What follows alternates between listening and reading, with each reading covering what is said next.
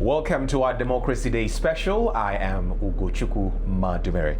As Nigeria marks another year of democracy, questions continue to grow over the state of governance, accountability, economic hardship, security, and the future of leadership in the country. Well, joining us is the former Minister of Youth and Sports Development, lawyer, political activist, and outspoken public affairs commentator, Solomon Dalung. Now, over the years, Mr. Dalung has remained a prominent voice in national conversations on democracy, leadership, corruption, youth inclusion, and political reform, having served at the highest level of government and now speaking critically about the direction of the nation. He brings what you might call a unique perspective to the conversation surrounding Nigeria's democratic journey. Mr. Dalung, it's such a pleasure to have you join us today. Ugochukwu, no. Ndewo, thank you for joining us. Yes. Now, from the promises of the 1999, when we made a transition to the realities Nigerians face today, the discussion examines whether democracy is actually working for the people and what must change moving forward. So I believe the first question would be, we've had this uninterrupted democratic rule from 1999 till date. In your view, do you think democracy has delivered what it should for the Nigerian people, or it has empowered just a select group of people, particularly the political elite? Ugochukwu, we have had uninterrupted civilian rule. Now, I always quarrel with those who try to desecrate the word democracy. We have had successful, uninterrupted civilian rule from one man in Albada to another, from one form of long cap to another. Now we have a cap that has a handcuff on it. And when I saw the handcuff, I was skeptical, but I have been proved right that Nigerians had to be handcuffed. So, you see, when you discuss democracy, democracy has values. Democracy has tradition. Democracy has pillars upon which it is anchored. Therefore, when you want to discuss democracy, the variables you will deploy to evaluate, assess, are these basic ingredients. So when you have civilian rule and you kept rehearsing, oh, democracy, democracy, democracy. Excuse me, let's admit that, for 26 years we've had successful civilian rule. Whether democracy had developed or had advanced in Nigeria is another symposium discussion altogether, because there is nothing democratic about what we have experienced. Now, let's scrutinize some of those pillars or elements, as it were, of what a democratic setting should be. Now, when you say that some of those things were not seeing it functional, what exactly should we be looking at to assess if we're really doing well in terms of democracy or not? You look at constitutionalism, because democracy is anchored on constitutionalism. You look at the rule of law. You look at the rights, the fundamental rights of the citizens. You looked at the social contract, because democracy is usually, you have a social contract between the people and the governed. And the content of the social contract is usually embedded in the ground norm, which is the constitution. So in Nigeria, we have a constitution. The constitution provides that the power belongs to the people. And that power is donated to the holders of public office for a period of 4 years, renewable, by the same people. This is democracy talking. It's not about elections. Democracy is not about elections. It's far, far beyond that. Then, is it not a part of democracy as well? Election is just a microscopic aspect of democracy. It's the process upon which those to be trusted with power are chosen. And after choosing them, That is where the journey of democracy itself begins. How do they conduct themselves? Do they conduct themselves in line with the law that gave them power to be? How do they treat the people who also follow the democratic process of choosing them? How do they deal with the issue of security and well-being? And in Nigeria, the Constitution says, Section 14 to Section 2B, that the primary responsibility of government is the security and the general well-being of the citizens. Meaning that any government that cannot protect the citizens, cannot enhance and improve the well-being of the citizens, is not a government at all. Rather, it is a bandit arrangement because it has failed the litmus test of the Constitution. Now, I still want to bring you back to the issue of elections. You've said it's just a microscopic, section of democracy, but some people will look at elections and say, this is a very important junction when it comes to our journey, because every 4 years we go to the polls, Nigerians get to, make their choice, as it were, as to who will be their leaders. But when we look at the system itself, through which those leaders, emerge. Some people have said that, that system is ridden with vote rigging, so many irregularities, manipulation at various levels.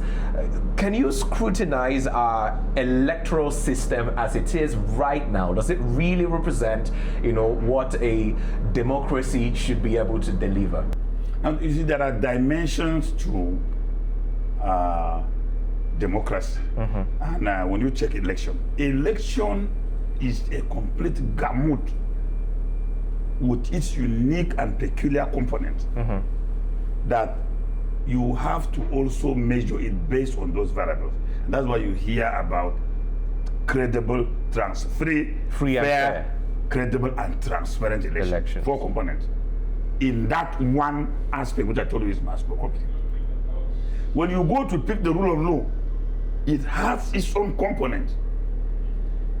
Now, these very pillars are the foundation upon which democracy stands. There is no perfect election anywhere in the world, but the degree of irregularities that contaminates the process is what becomes an issue. And that's why the international community always frown at it. When you look at the reports of international observers, they rate elections based on the percentage of these irregularities. So when you come to our own election, at every cycle of election, these red flags keep calibrating. And these international observers, the essence of their observing is to point at these red flags for improvement. But each cycle they come, they realize that in fact what they pointed last election was even mild. It has become great at the tone of this. So in the circumstance of this, the Nigerian election becomes highly contested, becomes discredited. It lacks transparency. It's not free and it's not fair. And once election, because election is the mirror of democracy, once election fail the litmus test as outlined earlier, legitimacy completely evaporates. And that government lacks legitimacy and respect, not from even the citizens, but from other democratic societies. So what do we do to sanitize the system? Some have proposed some sort of political reform, or should we be looking at maybe constitutional amendments, things like, who should appoint the INEC chairman in the first place, maybe some more holistic review of the Electoral Act as it is. What are your views on that? You see, the democratic catastrophe we are dealing with is as a result of lack of elite consensus. This lack of elite consensus manifested itself not too long ago during the primaries. Before the primaries, there was a coalition. There was a consensus among the elite that all will come together to produce a credible opposition. But because lack of this genuine elite consensus, they couldn't overcome their personal grit, they couldn't overcome their personal ambitions, and the coalition had to face some migration. Now, elite consensus is very, very critical in the development of democracy. And elite consensus requires a lot of personal sacrifice and selflessness. All these people shouting that they want to contest the presidency of Nigeria, none of them is better than me. None. All the names all these names that could be on the ballot. Yes, none of them. Maybe I respect Atiku because he has better experience than me. Most of them have contested before. It's not about contest.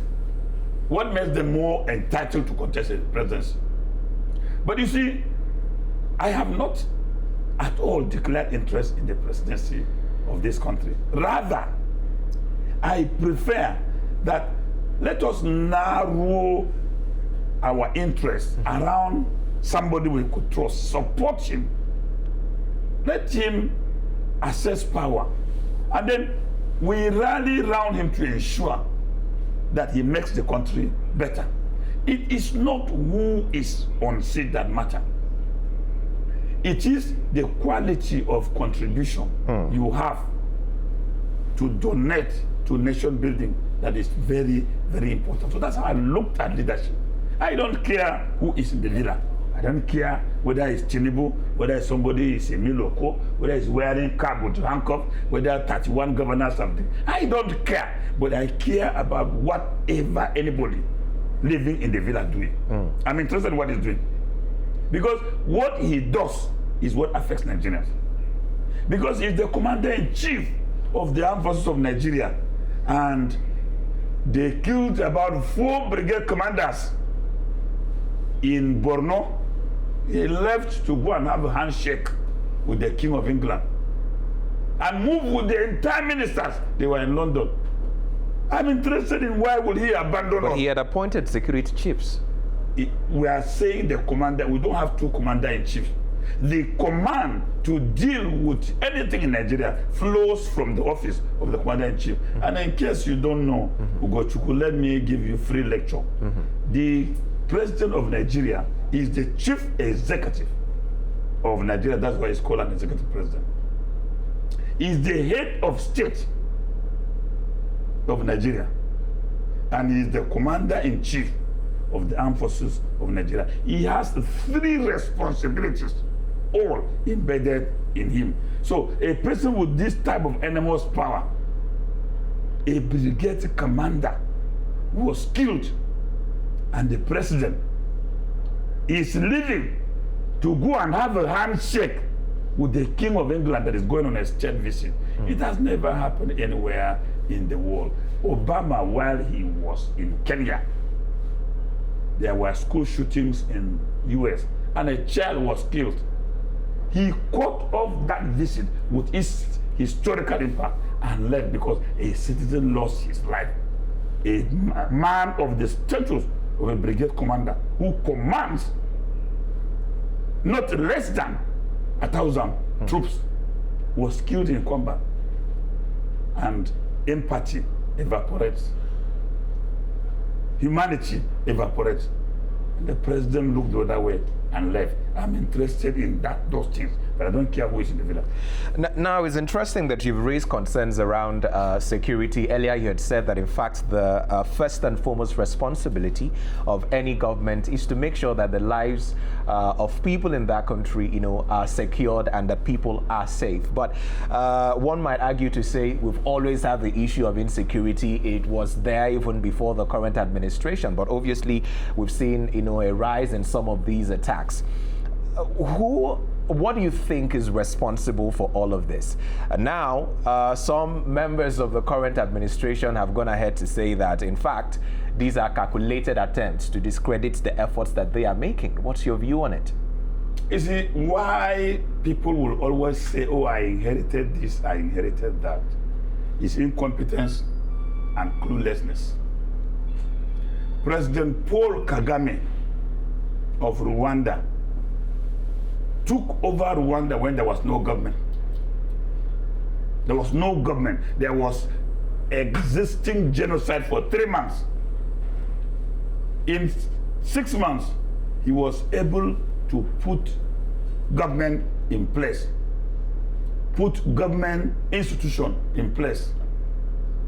And after 20 years, he has transformed Rwanda into one of the best economies in Africa. That is leadership. I am not interested in Tinubu telling me what he inherited. Section 312 of the Nigerian Constitution, which is existing rights, says the beneficiary of power inherits privileges and liabilities. Tinubu cannot buy Airbus, buy Cadillac, buy yachts. He's blowing sarin everywhere. That is the privilege of the office. And he will turn around to tell us that he inherits insecurity. That is nonsensical. That is bunker. That is incompetence. That is cluelessness. You were elected to solve problems. Just tell us how many problems you have solved. That's what I want to hear. If there were no problem, why would they elect him? Do you think there's a lack of political will to take action on the part of the authorities? That is the cancer you have mentioned, is the cancer. Now, Mr. Dalung, you've been very vocal about, how young people, and in fact every Nigerian, should be, when it comes to elections, democracy, and, just being interested in what is happening in the country.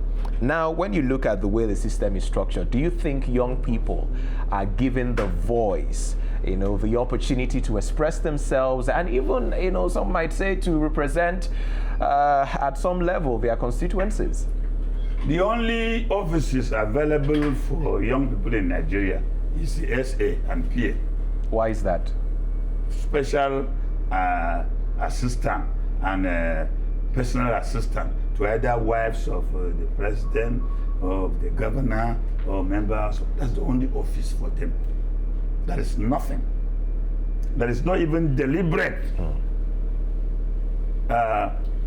leadership development program that could offer them the opportunity to be mentored, and then there is no responsibility. None.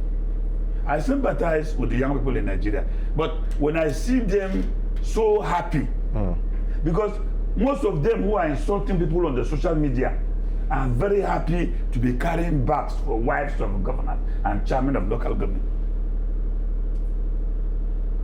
And then some of them read that the Prime Minister of Australia retired in politics at 29. Some of them are 35 years old. They are still taking appointment of SA. Now they are preparing them for another job to rig election in 2027. They are the ones who they will give money to go and share. They are the ones who they will give Maggi. They are going to buy Hilux for them to share Maggi and noodles. After they finish sharing, the only job available for them is SA. Meanwhile, these same people, their children are studying in Cambridge. When they are going for their graduation, they carry this essay to carry back and go and witness and come back to Nigeria. Yet, their minds are dead, they can ask questions. Why will I choose slavery in my own father's land? These people that are parading themselves, marauding the political, who are their parents? These are all children of the poor. So why will you accept that they will say, oh, because you are, whose son are you? You see why nobody can mess me in Nigeria? I'm the son of a poor man who is very proud and ready to take on everybody. My parents died 2.5 years ago. And they died about the same time. I buried them on the same day on the same grave. They were poor people. And I'm so proud of them. But I challenge anybody who is stealing Nigerian money and buying jets to tell me whose father, whose son, or who his father was. For me, I even inherited wealth because my grandfather was a very rich man. When he died, he left 50 horses and left over 1,000 animals. They sell horse before they pay my mother's bride well. Some people, they do community work to marry their mothers and they still government money now. They are telling young people, who is your father? Who is your own father? The youth should not accept this. These are all children of the poor who just took over the state resources and then they are enslaving you and they will die and leave you with their children. They are training their children outside the country. And then we are appointing you essay. But in reality, what can young people do? Oh, they have a lot to do. They have a lot to do. It was the youth when who they're changed not their given history the in Egypt. opportunity? No. Nobody will give any opportunity. These are very wicked people. So what should they do? Should they take up arms? Should they take it by force? Can't you see somebody carrying his child everywhere to go and even shake a pop? He's preparing another oppressor to oppress you. The youth in Egypt did not wait for anybody to help them. The youth in Senegal did not wait. They realized that, okay, these people are planning to enslave us. They just congregated among themselves, agreed, and developed a plan to deal with them. And they elected one of them as president. Go and consult among yourselves, stop wasting time and carrying back. Mr. Dalung, let me point you to a classic example of when young people decided to rise up, as it were, during the NSAS movement. I mean, you saw how that ended. So what exactly would you want for young people to do to be able to take their place in leadership in Nigeria? See, that is what we sing in the struggle. Freedom comes by struggle, freedom comes. When we were fighting the military, I was arrested, beaten. The police were jumping on my legs. I was escorted with 3 armored tanks to the prison. That was the price I paid for the struggle. It didn't change me, it scared me, it didn't intimidate me where I need up to now. Because we must get a better society. The young people cannot take an instance where some people must pay the supreme price. Some people died for this democracy. Kudra died for this democracy. Abdullah died. And most of these people now sharing Nigeria money, none of them were on the street with us. These were military apologists. These were the people who were holding glasses for soldiers. They came back now and took over. So the youth should not be. That is an instance. Nobody will try that again. Nobody. It's your country. Do you have anywhere to go to? If you make the mistake of going to Ghana now, they will call you a Nigerian. And you are. This is where you can move on the street and nobody will ask you a question. This is where you can afford to start fighting in the morning till midnight. You are in Nigeria, it's your country. This is where your parents want you. So the youth must realize that there is a conspiracy against them. These people are training their children to come, they will oppress you, they will oppress your parents, their children will come and also oppress you. You must tell yourself the truth. I always tell my children, don't follow me. In fact, I belong to the class of people who are conspiring against you. You better fight also. I tell my children, if you see my children, if they ask questions, they insult people. Because that's how I trained them. I didn't train them to be cowards. In a society like this, If you see my daughter, if she speaks here, you would wonder whether I was the one who gave birth to her. That's how I trained her, right from childhood. How can I train them to be cowards in a very unjust and a criminal enterprise, a crime scene like Nigeria? They must be able to challenge it. So go and organize yourself. If you want to vote these people out, organize yourself. Look at those who have presented themselves. If there is a smaller devil you can manage, put him in office, surround him, and then we'll go to the second level of change. Now, at some point, you were Minister of Youth and Sports, and well, after that, you've been very vocal of both the Buhari administration and the Tinubu administration. In fact, you've gone ahead to call the administration of your former principal, Buhari, a failure, and this current administration as well. If you could turn back the hands of time, well, what would be your advice to the APC government as to how they can better serve the people of Nigeria? You know, I don't blame you young people. I've been in the struggle for the past 5 decades. That's why I told you that I am Nadeko. I was sent to prison in 1997. I was sent to just prison. I met Obasanjo for the first time in my life in prison. So when you say, oh, after office, he becomes louder. That is AI. Why don't you ask AI now? Go to go is not you that will be sending it out. Go and ask AI. AI will tell you that before Abraham, Jesus was. I've been in this. I've been very, very loud. But you know, Nigerians, our truth is convenient truth. When we want to defend injustice, we adopt convenient truth. I was very, very loud in government. Go and ask those we do government with. They know me. In council, they know me. Buhari, may his soul rest in peace, he knows me. Anytime I go to him to tell him, is this what we promise Nigeria? So, as to trying to limit the history of my struggle, be a bit fair. I only just made reference to that so you could tell Nigerians what this current administration can do better to restore the confidence and the trust of the people in them. This government has no political will to do anything better. So let us use the remaining time to discuss other things. It has no political will. Whether you bring Angel Gabriel to advise this government, if the advice is not for them to borrow more money, if the advice will not be for his son to be going about cooking food and sharing to people in the north and south, if the advice is not for the wife to be visiting churches to say, like my husband, they will not listen. So why don't you use this energy to spend it on to advise this government? That's not political will. That is why they are killing people. I mean, they are so heartless. You saw young people. What do you mean they are killing bandits were melting rubber on school children in the forest, crying helplessly. I watched the video of a woman where bandit opened her leg, light fire into a private park. This is happening in Nigeria. I watched the video of a teacher who was beheaded by these criminals. Have you seen any of them move? Have you seen any of them taking an action? So what you want me to waste my energy? Now let's talk about what Nigerians should be looking out for. I would advise me to go and use the energy and farm than to advise particularly as we draw closer to the 2027 elections.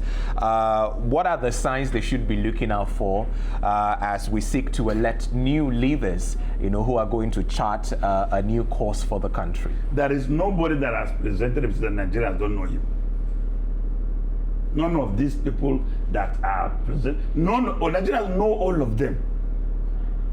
So if Nigerians in 2027 elect a devil, I will be like Jeremiah, because I will not abandon Nigerians. They are my people. But I will be like Jeremiah, because I will be lamenting that look at these people, we have the opportunity, to save ourselves.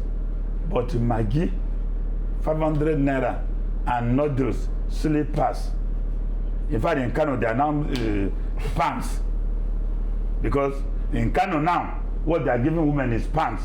One of the most embarrassing things that can ever happen in our civilization. A government sewing pants and giving women publicly. When there is another Chinibo, that a man who buys pants for woman will come and see how it fits her. Lord Jesus, have mercy on us. Now, we're close to rounding off this conversation. I want to ask you, are you still optimistic about Nigeria's democracy? What gives you hope that it can be better than it is now? I am so optimistic that a new Nigeria is possible. And I'm saying this because this country is blessed with a lot of very brilliant, enterprising, knowledgeable young people. We are so resourceful. When I was a minister, I suggested to the president how we can mobilize these resources, deploy them for national development, but that the youth required reorientation. And you need to give them some very hard training. And I was saying every one of them should be, every year we recruit about 100,000 from every state and subject them to military training, crack them down and instill nationalism and patriotism, and then hand over the country, let them be the owners of Nigeria in the future. But that idea was very unpopular. It was thrown aside, and they brought this criminal enterprise called N-Power, where they went and looted trillions there. And the young people just wilding the streets. Some of them have crossed the Sahara and Mediterranean. Some are so frustrated. Let me tell you, the signature of young people in Nigeria is beer. You see them with beer. And it's evidence of frustration. There's no young man that will believe in beer. Because they will all want to shave and look like me. Because when I was growing, I shaved and I look very fine. But because they are so frustrated, every young man. Now, if you could propose a single constitutional reform that would deepen democracy in Nigeria, what reform would that be? I will suggest that this political, you can't go on any constitutional reform without reforming this current set of urban gorillas that have taken over the political stage. If you don't reform them, no constitution you will change them. This very constitution has no problem, but you look at how they have twisted it to favor them. Rather, I will maybe recommend spiritual reform. Those patriotic imams and pastors should gather these people, let them try to pray and change their mind. If they do not change their behavior, are you not afraid that somebody could steal 110 billion? What would he do with it? How many years would he live? Is that not sickness? So, don't waste time for any. All these constitutional reforms you hear them talking about because they have lost the primaries. You know, Tinubu deceived the National Assembly to amend the Electoral Act, and they shot themselves on the feet. Most of them now, they were telling them automatic ticket. So they all defected into APC. You know, I'm a prophet, but until when I die, Nigerians will go to my grave and say, I told them, I said, you are digging your graves. They said, oh, that stupid man. Stupid man. But you can hear the type of cries coming from the National Assembly. Almost all of them who come to APC have lost their tickets. They are now running back to come and join us in ADC, where we started. I said, this is your house, we're building for you. Because when they will smoke you there, you will run and come here. They have gone to take over PRP. They are going to take over NDC. They are even trying to create another new political party. So, if the Nigerian elites do not imbibe the spirit of patriotism, if they do not imbibe the spirit of love, if they do not look at the graves of our founding fathers, most of them lost their lives for this great country, and have sympathy and empathy for this country called Nigeria. Look at Nigerians from the perspective of humanity and human beings, and change their ways. No constitutional amendment, no reforms, nothing will help us. We would rather move from one trouble to the other. But God is a Nigerian. I have seen two major political crises that I thought this country was going to crumble, and heaven spoke. I'm not a prophet, but there is going to be the voice of the man who created heaven and earth very, very soon. If these leaders do not change their behavior, you can't oppress the youth. You can't oppress widows. You can't oppress children. You can't oppress women and imagine that you created heaven and earth. Now, a quick scenario, Mr. Dalung. You have the opportunity to advise President Tinubu, and he was going to actually listen to your advice. What are the 3 things you would tell him to do that will restore the trust and the confidence that Nigerians have in his leadership and in democracy? I'm the wrong person to ask to do this job, because just imagine for a moment that was possible. I was Tinubu's director of contact and mobilization in his strategic council in 2022. I resigned because I saw hopelessness, and I resigned and left the APC and went to SDP. So if I have gone and see hopelessness, you are now recruiting me to be a hypocrite. What were some of the things that you told him back at the time that he didn't listen to? No. When I engaged him, I discovered that he has nothing to offer. It was not an issue of advice. He was planning to be president. So having served under Buhari very closely and knew what the presidency of Nigeria is, as I was engaging him, I discovered that we are going to produce another worse president. And I didn't want my epitaph to be that, look at this stupid man. All that we know is that he has been producing all people who destroyed this country. That was why I resigned. So asking me to give advice now is trying to recruit me into the army of hypocrites. All right, we want to thank you so much, Mr. Solomon Dalung. Thank you for speaking with us and sharing your thoughts on the state of Nigeria's democracy. As the nation reflects on another Democracy Day, the conversation continues around leadership, accountability, citizen participation, and whether democratic governance is meeting the expectations of Nigerians. Thank you so much, Mr. Dalung, for coming. Congratulations for 26 or 27 years of civilian rule. All right, that's our package today on our Democracy Day special. I am Ugochukwu Madumere. Thank you for staying with us.